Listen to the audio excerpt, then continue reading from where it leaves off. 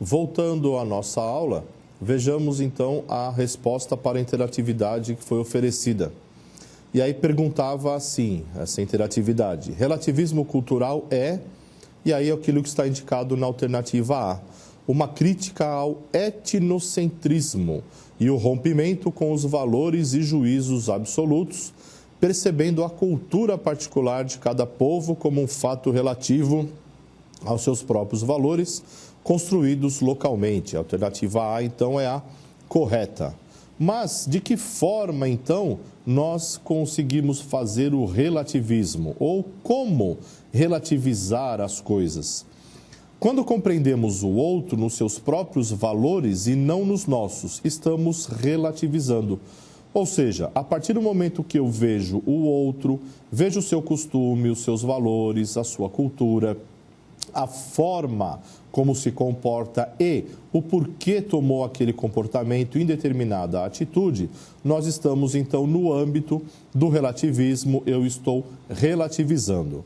E quando o significado de um ato é visto não na sua dimensão absoluta, mas no contexto em que ele acontece, isso também é uma forma de relativizar, ver em qual contexto aquele acontecimento ocorreu, aquele ato ocorreu, também é uma forma de relativizar. E a questão da cultura e visão do mundo e o conceito da endoculturação. O que é que significa a endoculturação? Ela se refere aos processos de aprendizado dos valores e hábitos da nossa cultura, do lugar onde nascemos. Você se lembra ainda do conceito de socialização que a disciplina trabalhou. E a socialização, ela nos capacita a sermos membros de uma sociedade, a nos comportar coletivamente. E o comportamento do coletivo, ou no comportamento do coletivo, há ainda o hábito da endoculturação. E o conceito de aculturação, ela também envolve, a sociedade e os costumes e o hábito dessa sociedade. O contato com outros povos, como por exemplo os índios brasileiros, que sofreram alterações comportamentais, pois foram obrigados a substituir as línguas nativas pelo português. Foram obrigados ainda a substituir a nudez pelas roupas europeias. Isso mudou o aspecto alimentar também de toda a ordem daquela nação. E a expressão aculturação significa, literalmente, negar a cultura. Então, falar em aculturação significa a negação de uma cultura. Como que eu nego uma cultura? Eu nego uma cultura a partir do momento que eu incorporo valores culturais que vieram do outro, ou incorporo valores culturais que foram inseridos na minha cultura de forma indireta, de forma natural, de forma espontânea, ou mesmo a inserção de uma nova cultura, de uma forma mais rígida, mais por imposição. Então, o aspecto da aculturação, ela significa literalmente negar a cultura, perder a cultura. O prefixo a significa ausência, negação, utilizado por muitos cientistas sociais para descrever fenômenos de perda de tradições, perda de referenciais próprios, Então, alguns cientistas sociais, alguns antropólogos e alguns pesquisadores da área, eles verificam, então, que o processo de aculturação, ela traz por terra a questão da tradição, ou seja, deixa para trás toda a questão tradicional e ela não é levada adiante. Ainda sobre o conceito de aculturação, muitos antropólogos entendem que não existe cultura totalmente pura, isolada, ou que não apoie traços e se deixe influenciar por outras. Afirmamos sempre que a cultura ela é dinâmica. Pois bem, se formos pensar rigorosamente, qual cultura não seria jamais aculturada? Se a cultura ela é dinâmica e se ela se permite a entrada de outra cultura para que ela seja melhorada, então não teria nenhuma sociedade que seria totalmente cultural, nenhuma sociedade enraizada na sua própria cultura e propriamente dita etnocêntrica.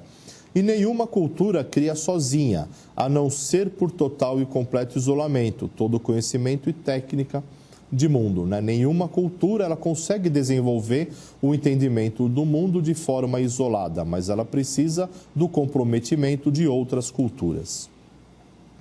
E a aplicação, então, desses conceitos, né, todos que nós falamos aqui de etnocentrismo, de aculturamento, de alteridade e assim por diante. Para quem trabalha na área de gestão ou mesmo na área de administração, né, na parte administrativa como um todo, a questão da cultura organizacional, ela pode ser melhor entendida a partir desses conceitos antropológicos, né? O que significa uma cultura organizacional? A cultura daquela organização, a cultura daquela empresa, a cultura daquele ambiente onde se trabalha e assim por diante. E quando mudamos de empresa, né? Quando uma pessoa muda de um local para o outro, muitas vezes ela pode sentir algum tipo de preconceito, uma postura etnocêntrica por parte dos colegas. Porque sempre que uma pessoa muda de um posto de qualificação, ou sempre uma vez que uma pessoa muda de trabalho, ela traz consigo alguns vícios do trabalho anterior, que muitas vezes esses vícios não são colocados nesse novo trabalho. E aí então as pessoas que estão já inseridas lá, veem esse novo ingressante, esse novo integrante, né, dentro daquele comportamento organizacional de uma forma diferente. E aí o que acontece? A geração de conflitos. E esses conflitos eles têm que ser harmonizados de alguma forma dentro daquele ambiente e da cultura organizacional. E temos diferentes culturas e características humanas que são universais dentro dessas diferentes culturas. E apesar de vivermos de forma muito diferente de um lugar para o outro, nós temos as mesmas necessidades como seres de uma mesma espécie. Ou seja, em qualquer lugar onde existe sociedade, por mais diferente que ela seja, ela se organiza do ponto de vista coletivo, ela cria instituição capaz de resolver os seus próprios problemas, elas dividem as suas tarefas, elas criam grupos de apoio e de exercício de habilidades sociais, ou seja, apesar de ter vivências diferentes, o modo dessa vivência diferente é praticamente idêntico em diferentes culturas e em diferentes sociedades. E sobre esse aspecto, o antropólogo francês Lévi-Strauss, ele comparou a diversidade cultural a um caleidoscópio. Nele, né, no caleidoscópio, temos sempre uma mesma quantidade de cores e pedrinhas, mas a cada vez que viramos o caleidoscópio, o que vemos no fundo é um arranjo completamente original de cores e formas, como se tudo tivesse sido trocado, mas na verdade não foi, é um novo rearranjo. E o mesmo acontece com o ser humano pela analogia feita por Lévi-Strauss. Somos dotados das mesmas necessidades e capacidades, mas nós produzimos arranjos sociais bem originais e diferentes entre si. E nessa perspectiva surge o conceito de estruturalismo, né, que é trazido também por Lévi-Strauss. E o que significa o estruturalismo? Compartilhamos uma estrutura mental que é universal. Entretanto, nos expressamos de forma diferente. Então, Lévi-Strauss traz aqui a questão do estruturalismo como uma questão enraizada em todos os povos, mas cada povo diferente assume, né, uma forma também diferente de apresentação deste estruturalismo. E nesse aspecto, nós temos aqui a identidade cultural em termos de globalização dentro dessa característica de estruturalismo trazida por Lévi-Strauss. E a globalização, ela permite a emergência de novas formas de identificação coletiva, as quais, por não mais se definirem em função de uma questão territorial, mas sim por uma questão mais agora aberta do ponto de vista geográfico e do ponto de vista também social. Falando da questão da globalização e da questão da identidade cultural, surge uma outra palavra, um outro conceito, ou ainda um outro termo, que é o termo desenraizamento cultural. Ou seja, é a quebra das raízes, é deixar as raízes de uma cultura de lado para que uma nova cultura crie um novo enraizamento. O que significa, então, o desenraizamento cultural? Vamos pensar em alguns exemplos. A indumentária africana tradicional passou a ser valorizada como artigo étnico, por grifes bem posicionadas no mercado. Os objetos de artesanato dos índios sul-americanos ou dos orientais passaram a ser disputados por decoradores e lojas voltadas a um público consumidor de alto poder aquisitivo em países da Europa e nos Estados Unidos. Veja mais um exemplo. O hábito de comer peixe cru, o famoso sushi, passou a fazer parte do cotidiano de pessoas do mundo todo, bem como a culinária chinesa, que se tornou uma rede de fast food. Olha lá, um hábito, de uma cultura, a alimentação, gera para toda a sociedade uma rede de fast food, globalizando essa cultura e globalizando esse hábito. E algumas características da identidade cultural até a modernidade, então pré-globalização. Ela era baseada na tradição local, questão do enraizamento. Os indivíduos possuíam um único modelo de socialização e endoculturação.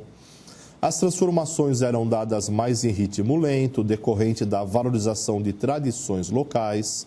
A cultura se desenvolve em um território geograficamente delimitado, aquele território real, e a cultura se desenvolvia como resultado da interação de um povo, isso lá na pré-globalização. E agora, pós-modernização, aqui na globalização, melhor dizendo, ou também chamada pós-modernidade. A identidade cultural, ela está baseada na velocidade de transformação. Surge aqui, então, o desenraizamento. Os indivíduos possuem muitos modelos de socialização e endoculturação, através aí dos meios de comunicação. As transformações e ritmos são mais acelerados, decorrente da valorização das novidades, ou seja, das mudanças. E a cultura se desenvolve em dois tipos de territórios, o real, que é aquele geograficamente delimitado, e o virtual, com o uso aí da internet, dos celulares e da velocidade dos meios de comunicação. E a cultura se desenvolve, portanto, em resultado ou como resultado da interação de vários povos. E aí essa questão dos vários povos faz com que os indivíduos eles sejam aí um subproduto de diferentes influências. E nesse aspecto surge a expressão tribos urbanas. Você já ouviu falar aí da expressão tribos urbanas? O que significa tribos urbanas? Esse é um fenômeno bem associado à globalização e que permite que os símbolos de muitas culturas se misturem. E isso acaba gerando esse tipo de expressão cultural. É sobretudo uma cultura presente em grandes cidades, onde as pessoas estão mais expostas às mensagens dos veículos de comunicação de massa, a exemplo do cinema, da televisão e da internet. E esses grupos, eles são chamados de tribos, pois todos os que não pertencem àquele grupo conseguem reconhecer que há uma identidade entre aqueles indivíduos. Identidade essas que são transmitidas através dos símbolos, vestuário, linguagem, lugares onde frequentam e assim por diante. Então nós temos a sociedade atual que ela é chamada de uma aldeia global, Aldeia onde você tem lá a cultura local, porém agora essa cultura local ela é influenciada por culturas maiores e aí nós temos então a noção da aldeia global e um aprimoramento dos contatos que são promovidos por diferentes culturas e por diferentes povos de diferentes culturas.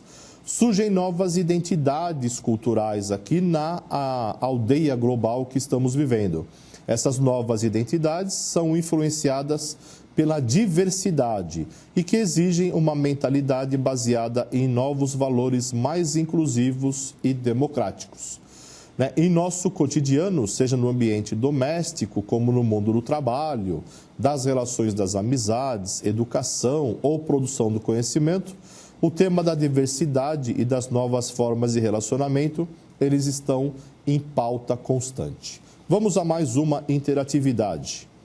Segundo a antropologia, o comportamento dos indivíduos depende de um aprendizado que se realiza desde a infância, na cultura a que estão inseridos. Esse processo é denominado A. Endoculturação, B. Inteligência, C. Características hereditárias, D.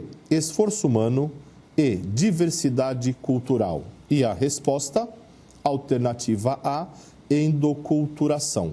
E aqui nós terminamos a unidade 2 da disciplina Homem e Sociedade. Espero que você aprofunde o seu conhecimento com a leitura do livro-texto, tenha gostado do que foi apresentado e até uma próxima oportunidade.